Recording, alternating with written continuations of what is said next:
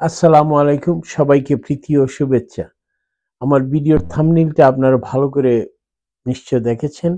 অদ্ভুত এক গাধার পিঠে উল্টো পথে ইউনূসের নেতৃত্বে চলছে বাংলাদেশ। আজকের ভিডিওটা ৩-৪টা টপিকস, তবে প্রথমেই যেগুলো বলতেছি, দেখেন একটা গাধার পিঠে উল্টো দিকে বসে আছে একজন। উনাকে কি বুঝাতে চেয়েছে ওরা? এইটা হলো ঈদের সময়, ঈদের দিনই যে আনন্দ মিছিল উনারা তৌহিদি জনতা যে আনন্দ মিছিল বের করেছে, সেই মিছিলেরই একটি চরিত্র। আপনারা অবশ্যই এই ভিডিওটা দেখেন। শোভাযাত্রা সেই এখানে বৃহত্তর একটি ঈদের জামাতের পর লাখো মুসল্লি আজকে এই আনন্দ শোভাযাত্রায় অংশগ্রহণ করেছে। এখানে দেখা যাচ্ছে একটা নতুন আয়োজন, যে আয়োজনটি এই এই সমসাময়িক সময়ের মানুষজন কখনো দেখেনি। তারা দেখছে যে বিভিন্ন রকম হাতি ঘোড়া নিয়ে, মূলত আমরা দেখেছি আগে যে রাজারবাগ থেকে বড় বড় ঘোড়া নিয়ে আসা হয়েছে, দেশের ঐতিহ্য গরুর গাড়ি, এই যে গরুর গাড়ি নিয়ে যাচ্ছে। মানে মোট কথা হচ্ছে বাংলাদেশি মুসলমানদের যে ইতিহাস ঐতিহ্য অতীতে ছিল, পূর্বে ছিল, সেগুলো সেই আবহ তুলে ধরার চেষ্টা করা হয়েছে ঈদ আনন্দ মিছিলে। যাকেই ওনারা এই চরিত্রটা নিয়ে আসছে, যারই হোক, কিন্তু এটি এক্স্যাক্টলি ইউনূসের ক্যারেক্টারের সাথে মিশতেছে। কারণ উনি পিছন দিকে বসে গাড়ি পিছন দিকে চালিয়ে যাচ্ছেন, কারণ বাংলাদেশকে উনি রিসেট বাটনে মারে পুশ করে উনি 50 ইয়ার্সেরও পিছনে, বিশেষ করে অর্থনীতিতে, আমাদের ইতিহাস সংস্কৃতি সবই ধ্বংস করে দিচ্ছে। আপনারা জানেন, এই আমাদের দেশে তথাকথিত মৌলবী হুজুররা মূর্তির বিরুদ্ধে, কোন স্ট্যাচু, মূর্তি, আনন্দ মঙ্গল শোভাযাত্রা সব এক পায়ে দাঁড়িয়ে আছে। এইটা নিয়ে ওরা অনেক আন্দোলন করেছে, অনেক আঘাতও করেছে নিরীহ লোকদেরকে। কিন্তু আজকে যখন ওরা একই পথে হাঁটতেছে, এটা তাদের জন্য গুনাহ না। ইসলামের দৃষ্টিতে সুস্পষ্ট, যদি আপনি ইসলাম বিশ্বাস করেন, এখানে সুস্পষ্ট কিছু কুরআনী আয়াত আছে মূর্তি এবং ভাস্কর্য নিয়ে। কোন সূরা হজ আয়াত নাম্বার 30, আপনারা যারা কোরআন বুঝেন তারা দেখতে পারবেন, লেখা আছে কোন প্রাণী বা মূর্তি নির্মাণ করা ইসলামের শরীয়তে কঠিন, কবিরা গুনাহ ও হারাম। মূর্তি সংগ্রহ, মূর্তি সংরক্ষণ ও মূর্তির বেচাকেনা ইত্যাদি সকল বিষয় কঠিনভাবে নিষিদ্ধ। এক কথায়, আপনি কোনো পাখি, জীবিত কোনো বস্তু, পাখি, গরু, ঘোড়া, গাধা, কোনো কিছু বানাতে পারবেন না। লিভিং গাছও পারবেন না বোধ হয়। ঠিক এরা ইসলামের ব্যাপারে যারা বেশি জ্ঞানী তারা বলতে পারবেন। কেউ কেউ মূর্তি ও ভাস্করের মধ্যে বিধানগত পার্থক্য দেখাতে চান, এটা চরম ভুল। ইসলামের দৃষ্টিতে মূর্তি ও ভাস্কর্য দুটোই পরিত্যাজ্য। কোরআন মজিদ ও হাদিস শরীফে এ সম্পর্কে শব্দগুলো ব্যবহৃত হয়েছে, সেগুলি মূর্তি ও ভাস্কর্য দুটোই নিষেধ। এ প্রসঙ্গে কোরআন মজিদে সুস্পষ্ট নির্দেশ, তোমরা পরিহার করো অপবিত্র বস্তু, অর্থাৎ মূর্তি সহ পরিহার করো মিথ্যা কথন, সূরা হজ আয়াত নম্বর 30। এখন কিন্তু সেটা ব্যক্তিগতভাবে সেটা আপনার ইচ্ছা, আপনি মানেন না মানেন। এই জন্য আপনি যদি কোরআনে বিশ্বাস করেন, কিয়ামতের পরে আপনার পানিশমেন্ট হবে। কিন্তু হুজুররা তারা ইচ্ছা মতোই সব, কোরআনের আয়াত হাদিস তাদের জন্য কিছু না। দেখেন, উনারা উনাদের সুবিধা মতো চেঞ্জ করতে পারে। আওয়ামী লীগের সময় মঙ্গল শোভাযাত্রা নিয়ে হুজুররা অত্যন্ত উচ্চস্বরে বক্তৃতা দিয়েছে, ভাঙ্গার হুমকি দিয়েছে, কেস করেছে। কিন্তু এখন দেখেন, ঈদের পর ঈদের দিন সরকারি পৃষ্ঠপোষকতায় যারা তৌহিদি জনতা, ওনারা এই মিছিল করতেছে। এটা গুনাহ না, কিন্তু আমাদের দৃষ্টিতে এটা কবিরা গুনাহ। দেখি মোল্লারা কি বলে। এখন আমরা আসি আমাদের আসল যে জিনিসটায়, বাংলাদেশের ইকোনমি। উনি বাংলাদেশটাকে উল্টো পথে নিয়ে যাচ্ছেন। ইতিমধ্যে উনি চীন সফর করে এসেছেন 4 দিনের জন্য। আমরা এটা ফলাওভাবে এই ডাস্টবিন শফিক, বা বিভিন্ন মিডিয়া ফলাওভাবে প্রচার করেছে একটা successful meeting. Doctor Yunus China থেকে অনেক কিছু নিয়ে আসতেছেন, অনেক অনেক চুক্তি হয়েছে, আসলে কিছুই হয় নাই। আপনারা অবশ্যই জানেন উনি 4 দিনের সফরে গিয়েছিলেন, 4 দিনের মধ্যে 3 দিনই ছিল ওনার ব্যক্তিগত সফর। উনি এটা ছিল বুয়া নামে একটি অর্গানাইজেশন, এটা এনজিও অর্গানাইজেশন, এটার অ্যাডভাইজার তিনি। উনি নিজে প্লেনের হায়ার করে, Chinese nothing to do with Chinese government, উনাকে যে চাইনিজ প্লেন এসে নিয়ে গেছে উনার চার্টার করা। আমাদের কাছে সে ইনফরমেশনও আছে। এটা চাইনিজ সরকার কিছুই দেয় নেই। 28 তারিখে লাস্ট ডেতে উনি চাইনিজ প্রেসিডেন্টের সাথে দেখা করেছেন এবং সেখানে উনি কি পেয়েছেন সেটার একটি লিস্ট। প্রথমে আসি যে 4টা জাহাজ ক্রয়, সেটা 2022 সালে আপনারা যদি একনেকের মিটিং গুলো দেখেন, সেই শেখ হাসিনার নেতৃত্বে তখনই সেটা নিয়ে চায়নার সাথে চুক্তি হয়েছিল এবং বাংলাদেশের যে কন্ট্রিবিউশনটা সেটা অ্যাপ্রুভ হয়েছিল, সেটাকেই রিনিউ করতে উনি সেখানে গিয়েছিলেন। মংলা বন্দরটাও শেখ হাসিনার সময়ের, যে মংলা বন্দরে আরো যে সাহায্য চাইনিজ ইনভেস্টমেন্ট আসবে সেটাকে উনি এক্সটেনশন করেছেন। চাইনিজ যে লোন গুলো আছে সেগুলোরও সময় শেষ হয়ে আসছিল, সেটাও উনি এক্সটেনশন হয়েছে। সুদের হার, বাংলাদেশে যে চাইনিজ যে লোন, বিভিন্ন প্রজেক্ট চাইনিজ মানিতে হয়েছে, টানেল থেকে শুরু করে হাইওয়ে, রোডস এন্ড হাইওয়ে, অনেক ড্যাম, অনেক কিছুতে চাইনিজ মানি ইনভলভ। তো সেই লোন টার্মসটাও উনি এক্সটেন্ড করে এসেছেন। নতুন কিছুই না, নতুন একটা জিনিস আছে চায়নায়, যে আমরা পেয়ারা এবং কাঁঠাল রপ্তানি করতে পারবো। তো আমাদের দেশে কেমন কতটুকু কাঁঠাল হয় আর কতটুকু পেয়ারা বাজারে গেলেই বুঝতে পারবেন, ম্যাক্সিমাম আমরাই আমদানি করে চলি। এবং শুল্কমুক্ত যে চাইনিজ বাজারে আমাদের যা কিছু যায় সেটাও শেখ হাসিনার আমলে করা।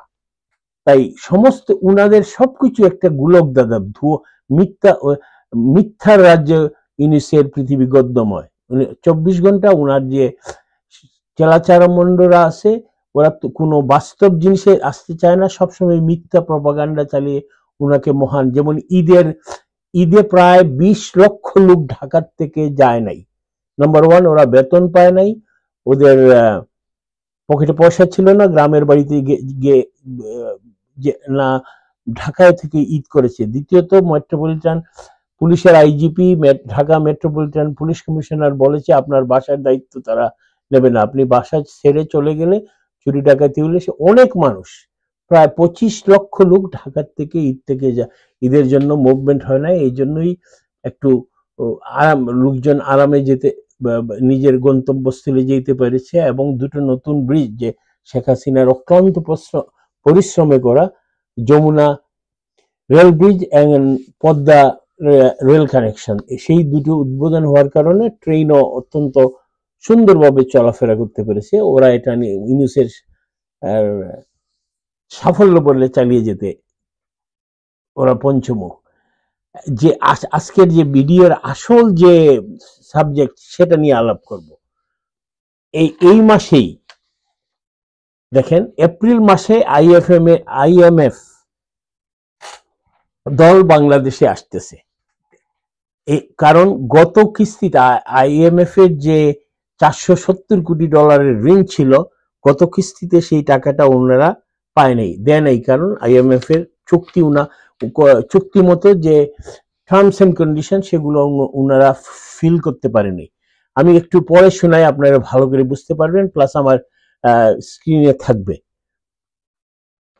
আইএমএফ থেকে কিস্তি পেতে বাংলাদেশের যে প্রথমবারের মতো হুচট খেয়েছে, এ দফায় তা থেকে উত্তরণ করতে পারবে। এজন্য ভর্তুকি কমানো, বিদ্যুতের দাম বাড়ানো, মুদ্রা বিনিময়ের হার বাজারের উপর ছেড়ে দেওয়ার মতো অজনপ্রিয় সিদ্ধান্ত নিতে হবে বাংলাদেশকে। আরেক দফা জিনিসে বিদ্যুতের দাম বাড়ানো, যত বাংলাদেশ সরকার যে ভর্তুকি গুলা দেয় সেগুলো সব বন্ধ করতে হবে। ভ্যাট কালেকশন, সেগুলো বাংলাদেশে এখনো পুরোপুরি পারে নাই।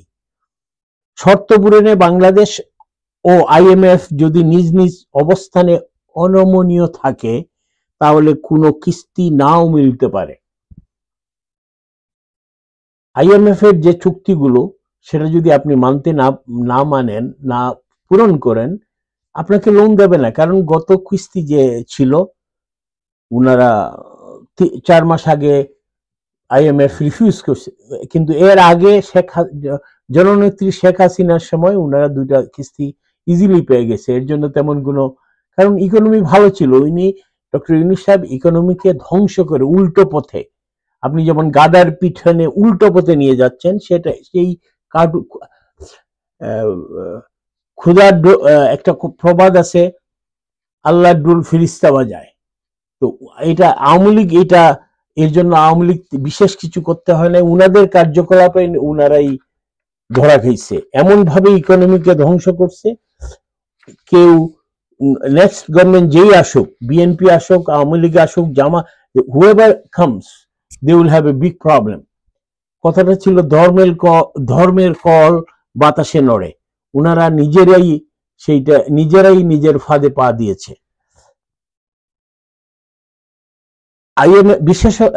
আবার আমরা ফিরে আসি, সেটা হলো প্রথম আলোর যে রিপোর্টে বিশেষজ্ঞরা বলেছেন আইএমএফ এর ঋণ কর্মসূচি থেকে 2 কিস্তির অর্থ একসঙ্গে পেতে বাংলাদেশের সামনে মুঠাদাগে 3টি বাধা রয়েছে। যেমন, এসব বাধা অতিক্রম করতে না পারলে আইএমএফ এর কিস্তি পাওয়া কঠিন। আর যদি উনারা দেখেন, কোথাও ওয়ার্ল্ড ব্যাংক থেকে শুরু করে জাইকা কেউ পয়সা দিচ্ছে না ইউনূসকে, কারণ উনি ইকোনমি ধ্বংস করে দিয়েছে। এর মধ্যে মোদি যে ক্রেডিট রেটিং এজেন্সি বাংলাদেশের অর্থনীতিকে স্টেবল থেকে আনস্টেবলে কমিয়ে দিয়েছে। এর অর্থ হলো উনি কোথাও লোনও পাচ্ছেন না। এজন্যই উনি সুন্দর সুন্দর কথা বলে, মিথ্যা কথা বলে সবকিছু শেখ হাসিনার উপরে। শেখ হাসিনার সময় ইকোনমি ছিল গোল্ডেন টাইম। বাংলাদেশের অর্থনীতির সামান্য কিছু দুর্নীতি হয়েছে, এটা স্বাভাবিক, দুর্নীতি থাকবেই পৃথিবীর প্রত্যেকটা দেশেই, তবে দুর্নীতিটা সহনীয় পর্যায়ে থাকতে হয়। আপনি দুর্নীতি পুরো দমে ধ্বংস করতে পারবেন যখনই টাকার, আর আমরা বাঙালি, আমরা একটু দুর্নীতি বেশি করি। এক কথায়, বাংলাদেশের পক্ষ থেকে যদিও আইএমএফ কে জানানো হয়েছে এসব শর্ত বাস্তবায়ন হবে, তবে বাংলাদেশ ব্যাংক ও অর্থ মন্ত্রণালয় সূত্রে জানা গেছে রাজস্ব নীতির থেকে রাজস্ব প্রশাসনকে আলাদা করার পদক্ষেপ ছাড়া বাকি কোনো বিষয়েই অগ্রগতি নেই। 3টি যে মেইন কন্ডিশন, এর মধ্যে 2টি হয়নি। আগামী জুনের মধ্যে বাজার ভিত্তিক মুদ্রা বিনিময় হার বাস্তবায়নের বিষয়ে জানতে চাইলে অর্থ উপদেষ্টা সালাউদ্দিন আহমেদ সম্প্রতি এক বাজেট আলোচনায় বলেন, তা এখন বলবো না। Hide and seek. দেখেন, উনি লুকোচ্ছেন, উনারা যে পারতেছেন না সেটা, কারণ মুদ্রাস্ফীতি আর কতদিন থাকে তা দেখতে হবে। হঠাৎ বিনিময়ের হার বাজারের উপর ছেড়ে দেওয়া পাকিস্তান ও শ্রীলঙ্কার মতো হয়ে গেলে তো বিপদ বাড়বে। এক কথায় উনারা পাকিস্তান এবং শ্রীলঙ্কার চেয়েও খারাপ অবস্থায় নিয়ে যেতে চাচ্ছেন। আশা 2 কিস্তি একসঙ্গে পাওয়ার, উনারা এখনো আশা করতেছেন 2টা কিস্তি। 2023 সালে 30 জানুয়ারি ঋণ কর্মসূচি চালু হওয়ার পর আইএমএফ থেকে 3 কিস্তিতে, আমি আগে বলেছিলাম আওয়ামী লীগ 2 কিস্তি নিয়েছে, আওয়ামী লীগ 3 কিস্তি পেয়েছে, $231 কোটি পেয়েছে, বাকি আছে $239 কোটি। বিপত্তি দেখা দেয় চতুর্থ কিস্তির সময়ই সমস্যা হয়, যদিও সরকার আশা করতেছে চতুর্থ এবং পঞ্চম কিস্তি একসাথে পাওয়া যাবে আগামী জুনে।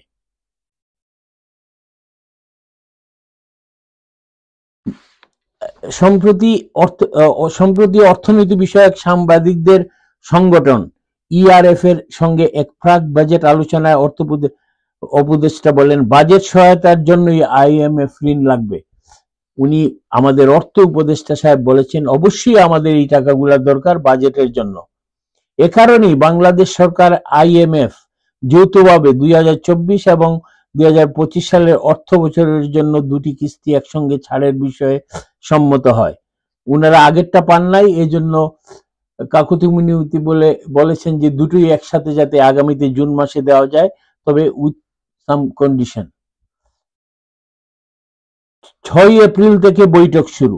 ঋণটা পাওয়ার জন্য 6 এপ্রিল থেকে IMF এর সাথে এই ঋণের চতুর্থ এবং পঞ্চম কিস্তির অর্থ ছাড়ের আগে বিভিন্ন শর্ত পালনের অগ্রগতি পর্যালোচনায় IMF এর একটি দল আগামী 5 এপ্রিল ঢাকা আসতেছে।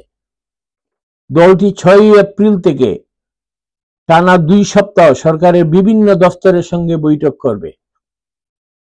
এরা চিন্তা করেন, আগে লোনটা চাইলে ওরা ইজিলি দিয়ে দিত আপনার ডাটা দেখে, কিন্তু এরা প্রত্যেকটা ডিপার্টমেন্টে কাগজপত্র দেখে এর অর্থ হলো আমরা কোথায় গিয়ে দাঁড়িয়েছি। চিন্তা করেন ডক্টর ইউনূস আমাদের অর্থনীতিটাকে কোথায় নিয়ে গেছে।